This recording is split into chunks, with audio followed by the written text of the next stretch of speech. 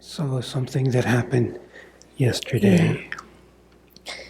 So basically, sometimes this thing happens where it feels like this body just becomes a vessel for like all of the collective pain and horror and terror. And it's really scary. And I feel afraid to even witness the vastness of that energy. And I feel scared to allow that to show up in this space where it's so refined and people are so sensitive, and I don't want it to touch any of them.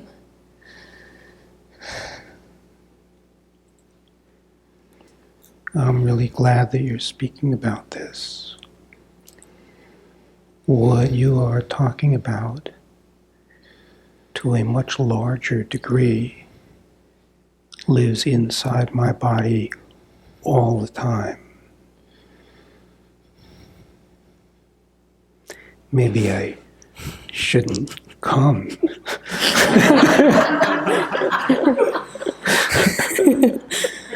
It is such a beautiful space and all. It's so scary. No, sweetie. Here is the piece of it, okay? Everything is set up to set you free. You are pure consciousness. Consciousness is eternal and infinite. I'll tell you what the most frightening thing to the mind actually is. It is not the collective misery that arises out of misunderstanding. It is when the enormity of the light is first tasted. Because all that you are talking about is like a tiny drop of sand in infinite sky. So I realize that there is a process with this. On the one hand, your yearning, as you spoke to me in the beginning, was to be of service. The first thing is, this is the greatest way that the body is of service. Because energies that are controlling the nature of the way the play plays, that are arising out of beings that are hungry to do the work, that are pure, not the beings that are doing horrible acts, but the beings that are pure and carry this energy, don't know what to do and are searching. These are the energies that come in. No mind would choose such a thing, even though the mind says, I want to be of service. When this kind of thing comes in, the mind says, get me the hell out of here in the beginning. But this is the way consciousness, when the ego has vacated, uses the form as an instrument to transform collective energy. The bigger the space you hold, the larger the scale of all of that. On the one hand, in the beginning it has felt like an enormous disturbance. On the other hand, all of the mind's responses, no matter what is going on, is repeating original thought patterns. Nothing is ever new. The only experience of a problem is mental interpretation. The way you fall in more and more deeply is you witness the mind's mental interpretation. You notice the mechanical nature of it, the absence of a chooser, and you realize it has nothing to do with me.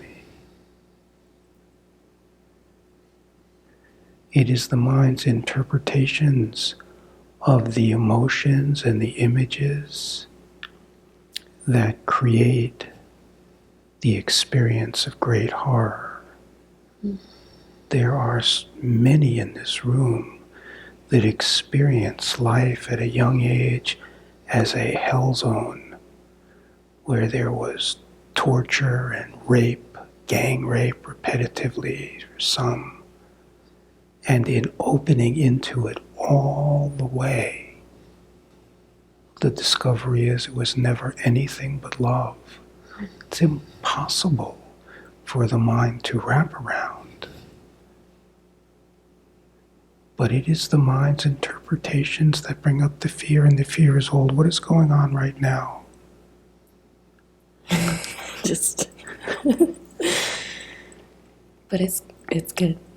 Yeah, it feels like part of me knows that and needed to hear you say it. That it's the mind saying it's horror.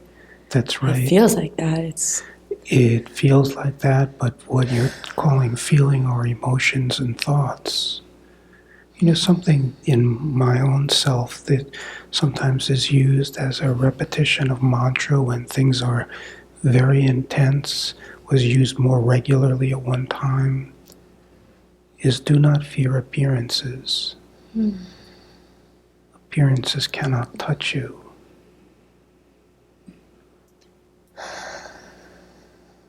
That's nice.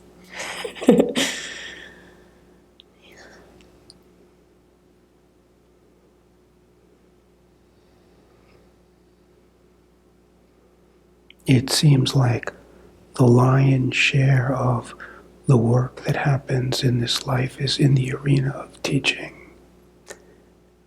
That is absolutely not the case.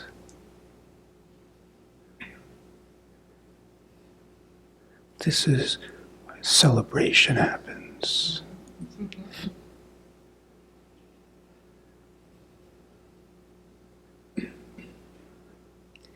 Does your body still perceive it as pain? My mind perceives it as pain. But the relationship with what I'm calling my mind, there is no personal relationship with that. The mind and body are not separate. It's one thing. The mind creates the body and then comments on it.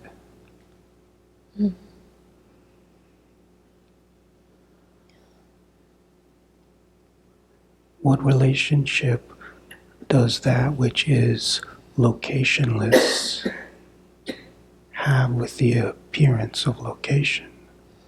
Yes, sometimes the mind bitches and moans about it. It still happens. It feels like far too vast to be contained within anything. Yes, it is nothing. It is not real. The feeling that it is far too vast is replicating something, some story, and there is fear, and that's something old. Can you feel that fear of something really difficult that is too big is something old? It's always old, no matter what the context. You are everything. Your mind has created the experience that you are a separate person, but it's all appearing within you. And I can guarantee to you the collective suffering of all of humanity is nothing compared to the enormity of the light of consciousness. You can't,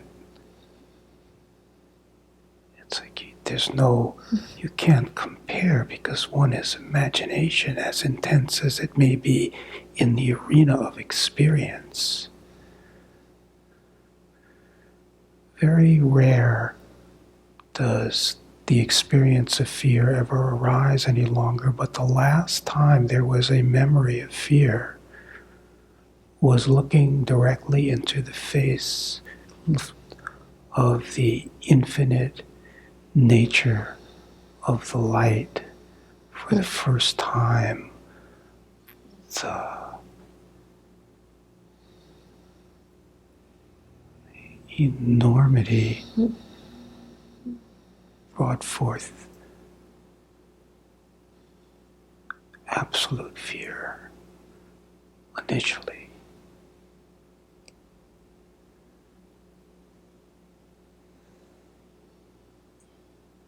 This is all part of the process. It is being used by the beloved as an instrument. The work is to watch the mind. All fear is misunderstanding. It's all misunderstanding. And every misunderstanding is repeated, feeling that it is too big. It plays in that way for you because of karma, because it's repeating something karmically that is waiting to be unhinged and freed by watching the mind's responses, instead of buying the content of its story.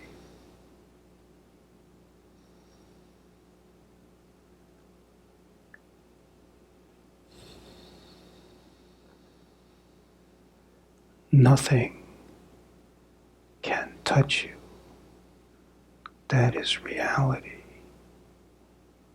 Nothing can touch you.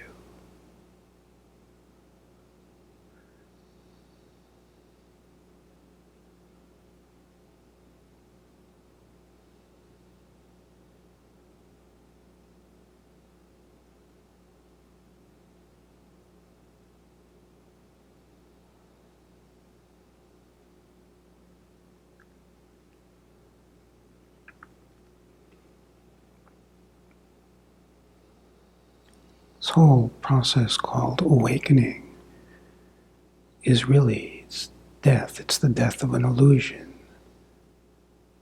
The illusion of this separate one.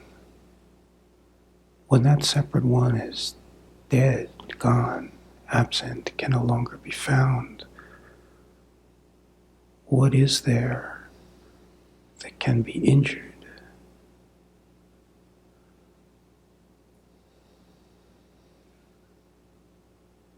Then your true self alone is, because the distraction is gone. And your true self is pure love. And love welcomes everything. But it welcomes everything without fear. So what is discovered is love is welcoming love, no matter what the veneer may look like to the mind.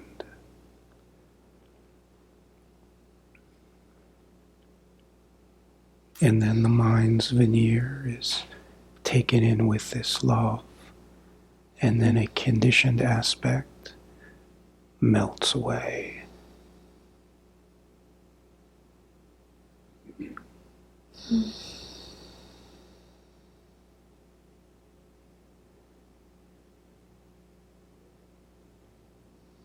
It's like part of this construct still feels fear to like open to it. I'm Yes. like, is this gonna be all the time? I'm just like seizuring on the ground, like. It does not have the same kind of impact as it does at the onset,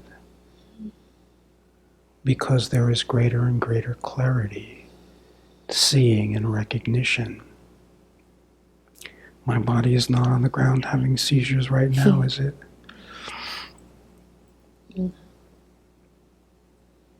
It's impossible to see what is moving through. Why? Because it doesn't do anything, even though it is moving through.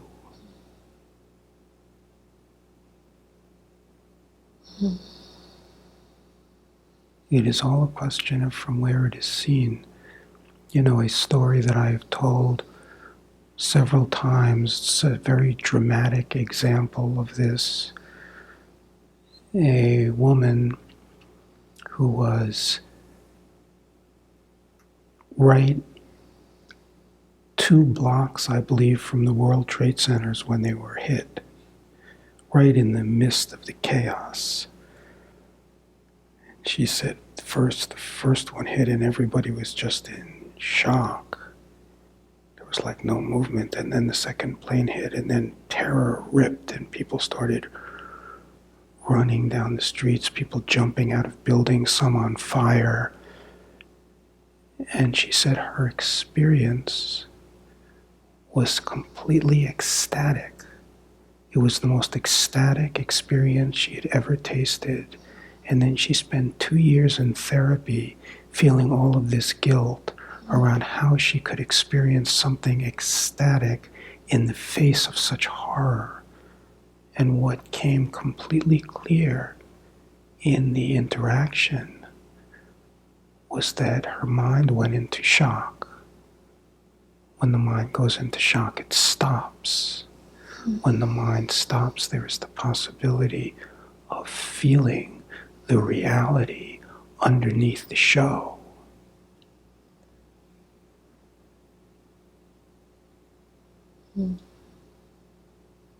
This is the underlying reality underneath the show.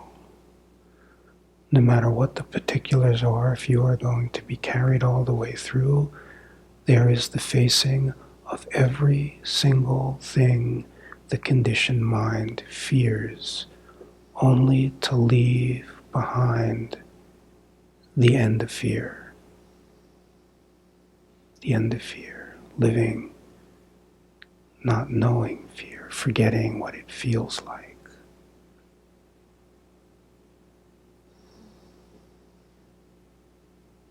That sounds nice.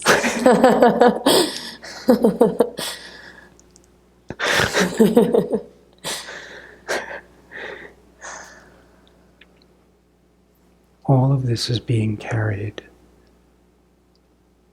It is all under the wisdom of divine order.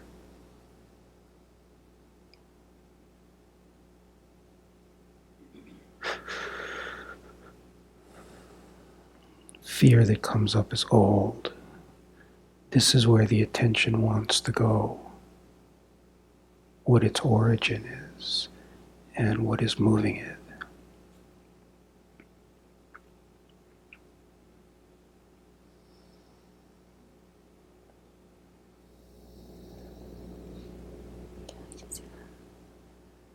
There is nothing that can touch me.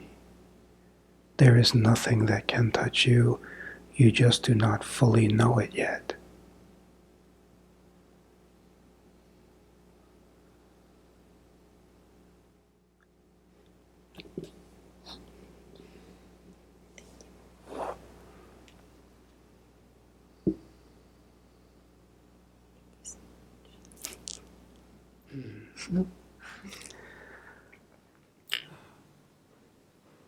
It is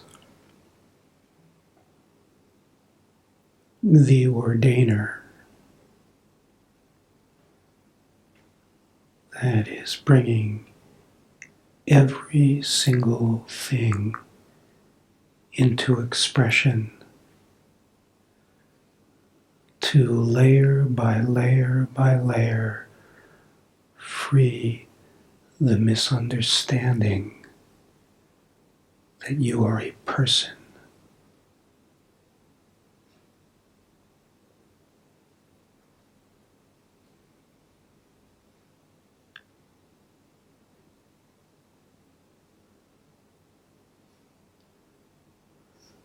This is how the nature of the reality of you, the light, the consciousness that brings forth life. This is how this consciousness is freed, how the beloved can find the aspect of itself that has become lost by bringing into manifest expression every possible mental tendency to identify while holding the humble intention to remain still, to receive without embellishment of content.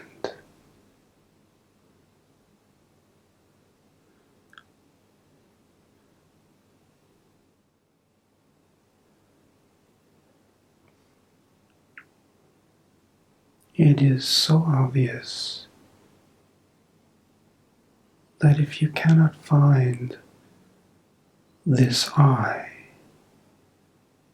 that if you cannot find someone simply when you let go of the story of who I am, it's so obviously that the someone is a manifest creation. It's not there. That when you directly look, what you discover is unified. It's one thing. And that one thing is beauty. If you witness the arising of thought, the arising of action while being still, it is so clear it arises out of the field of this one beauty,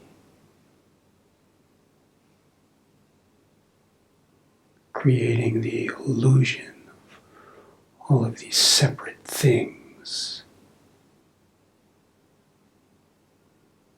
that manifests as an illusion when there is identification with thought complexes that are all old and repetitive. All of them, they're old and repetitive, and they repeat themselves by the stimulation of the play, holding the possibility of remaining still and watching the mechanics that created the hypnosis. And this is how consciousness, how God, the self, can come back and reclaim this imprisoned aspect of the infinite freedom of consciousness.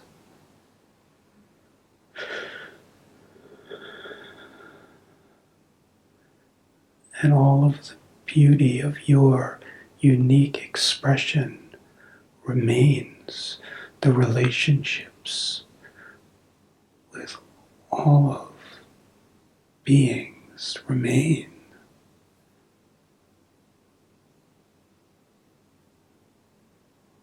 What is gone is separation, location, time, confinement.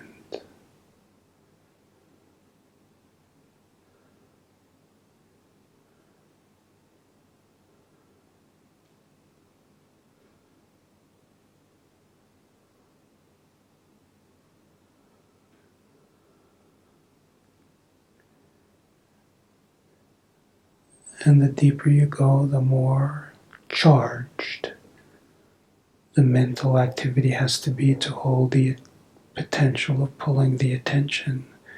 And thus, out of this divine wisdom, this stimulus will be such. It's always the same thing, but it will have to be intensified because once you've been freed from the same kind of flow in a less charged way, it's offered in a more charged way. But it's all the same thing. And what is the same thing? It's all a sham. It's nothing. It's nothing. Everything in truth is nothing.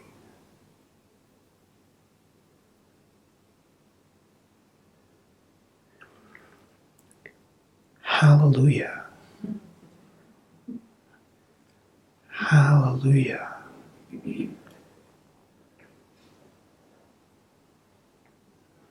Because nothing is where you live. It means no box, no suffering, no struggle, no time, no separation.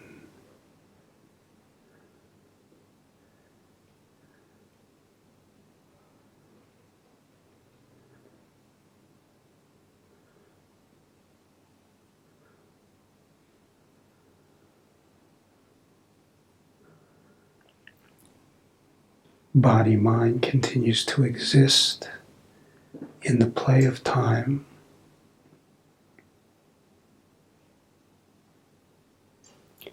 It's just the hypnosis that this somehow defines who I am. That's what is freed.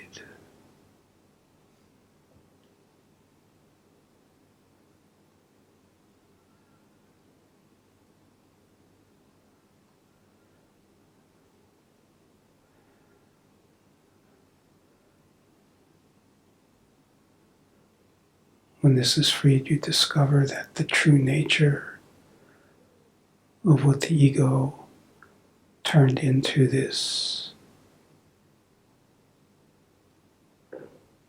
presentation of matter, form, you discover its true nature is pure light.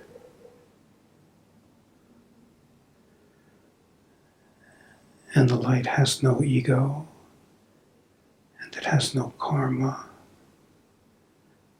It's eternally right now, and it's everywhere.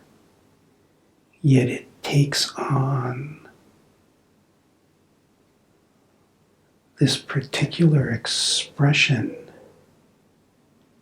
in which the mechanics of the perceptive field of the mind have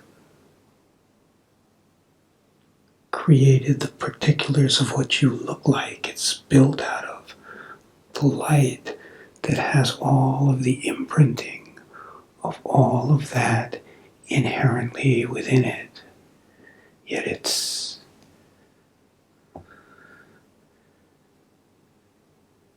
infinite.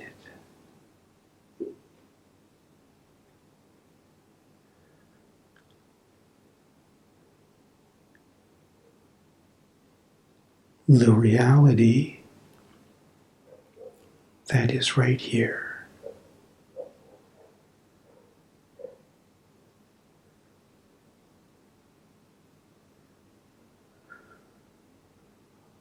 the more you let go of the distractive habits, the deeper the relationship becomes.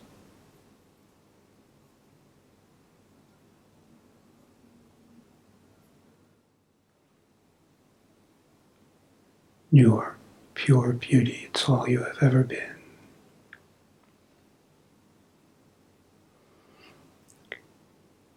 Beauty that defies mental understanding.